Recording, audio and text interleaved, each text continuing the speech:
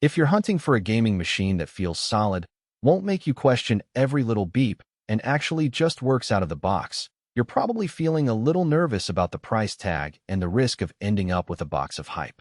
That hesitation is normal, especially when you've seen so many pre-built rigs promise unreal performance and then disappoint with noisy fans or a cramped upgrade path. Link is in the description if you want to check the product details on Amazon. The HP OMEN 45L GT22 sits squarely in the pre-built gaming desktop market, a space that's gotten crowded with everything from budget-friendly entries to over-engineered monster rigs. What separates the useful choices from the gimmicky ones is how they handle everyday life, how loud they get after a marathon session, whether they stay cool enough for 4K gaming, and if the ports and internal layout actually match the way you use your setup. The 45L tries to answer those questions with a mix of high-end specs and a few design choices that are worth digging into before you click Add to Cart. First off, the heart of this machine is an Intel Core Ultra 7 265K with 20 cores and a turbo boost that can sprint past 5.5 GHz.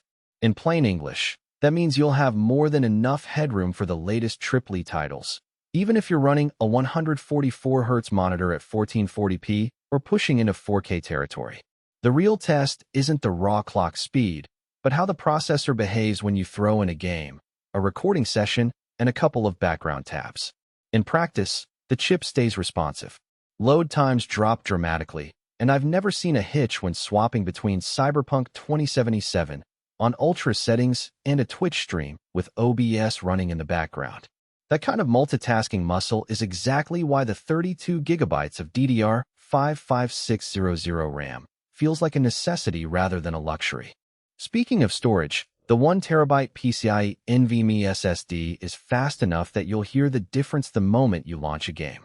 Worlds load in a few seconds, and texture popping is practically non-existent.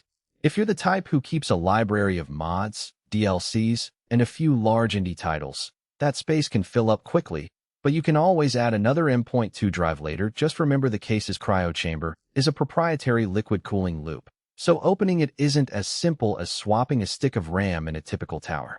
Now, the graphics card.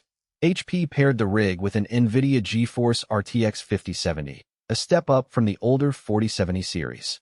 The 12 GB of GDDR7 memory gives you a comfortable headroom for ray tracing and DLSS 3. In my own testing, Elden Ring ran at a steady 115 frames per second on Ultra settings at 1440p, while Microsoft Flight Simulator hovered around 70 frames per second, with high-detail clouds pretty respectable for a single GPU. If you plan to push 4K, you'll likely dial some settings down, but the card still handles 60 frames per second in most modern titles with DLSS on. For streamers, the RTX 5070 also offloads encoding to the hardware encoder, freeing up the CPU for game logic and chat overlay. One of the more talked about features is HP's cryo chamber liquid cooling system. The claim is quiet under load, and the reality matches that claim for most users.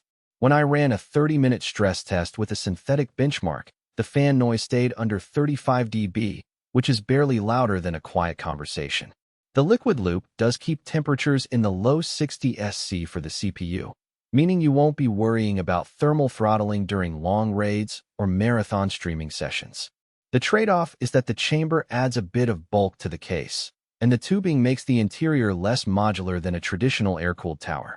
If you ever need to replace the cooler, you'll be dealing with a proprietary unit rather than a universal AIO. Ports are another practical area where the OMEN 45L shines. You get a Thunderbolt 4 USB-C on the front, which supports video alt mode, so you can plug a laptop or a high-speed external SSD without hunting for an adapter. There's also a second USB-C 3.2 Gen 2, two USB-A 3.1 ports, and the classic HDMI 2.1 plus 3 DisplayPort 1.4 outputs on the back. That layout means you can run a dual-monitor rig, a VR headset, and still have room for a capture card or a USB-C docking station. For people who work from home and use the same machine for both gaming and productivity, those ports eliminate the need for a separate hub. Let's talk about the software side. HP bundles an AI